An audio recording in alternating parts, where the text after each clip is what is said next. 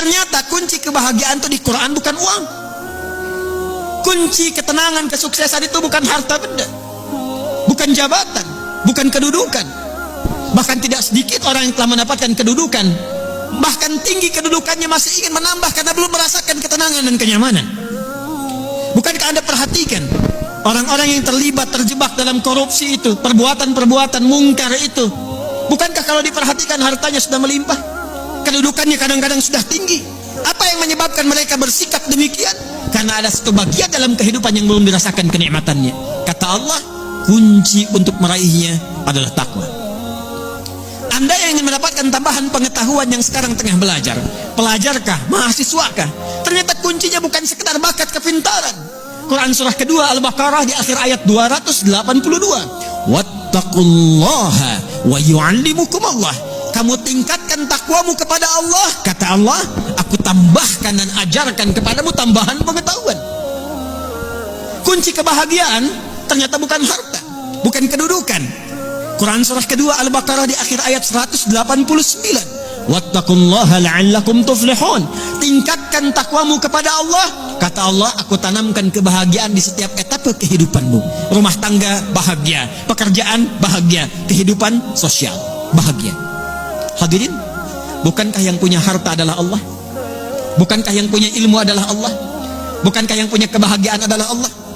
Tapi menariknya, kita tahu, kita menyadari yang punya ilmu Allah, yang punya harta Allah, yang punya kebahagiaan Allah. Tapi kita yang mengatakan itu semua adalah milik Allah, jauh dari Allah. Bagaimana semua itu bisa diraih? Bukankah hukum mengatakan orang yang dekat dengan seseorang yang punya kapasitas akan punya akses mendapatkan kemudahan dari kapasitas yang dia miliki? Orang yang dekat dengan pejabat dibuka akses dari jabatannya. Orang yang punya kedekatan dengan orang yang punya harta dibuka kelapangan untuk mendapatkan bagian dari hartanya. Hukum itu berlaku seseorang yang dekat dengan Allah, apa yang sulit bagi Allah untuk melimpahkan kepada hambanya. Jadi problemnya, kalau ada orang sukses di pekerjaan, kurang bahagia di rumah tangga, mungkin mohon maaf bukan karena kurang gelarnya, bukan karena kurang hartanya, boleh jadi yang kurang takwanya. Kalau ada orang yang merasakan kurang mendapatkan kedudukan, bukan kurang tingginya, bukan kurang hebatnya, mungkin yang kurang takwanya. Kalau ada yang merasakan ini utang piutang kenapa belum lunas juga, ini kesulitan kenapa seringkali ada di hadapan, mungkin yang kurang hebat, yang dituntut dari Anda bukan kehebatan ikhtiarnya, bukan ilmunya, bukan tenaganya, barangkali yang kurang takwanya. Itu yang menjadikan Nabi seringkali mengingatkan kepada setiap umatnya dari sejak zaman sahabat ridwanullahu alaihim jami'a, yang diteruskan dengan riwayat sampai ke kita. Tidak sedikit kalimat Nabi yang pertama disampaikan nasihatnya, takwa.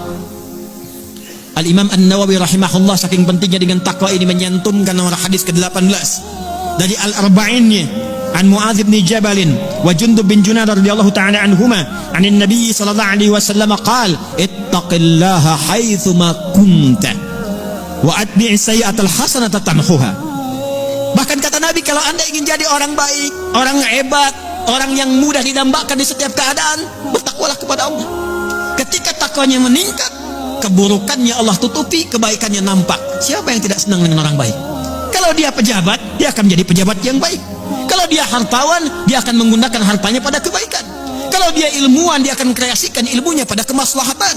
Jadi siapapun yang mampu meningkatkan takwa, kata Nabi, Allah akan rubah pribadi itu menjadi pribadi yang lebih baik dan bermaslahat dengan takwanya dalam kehidupan.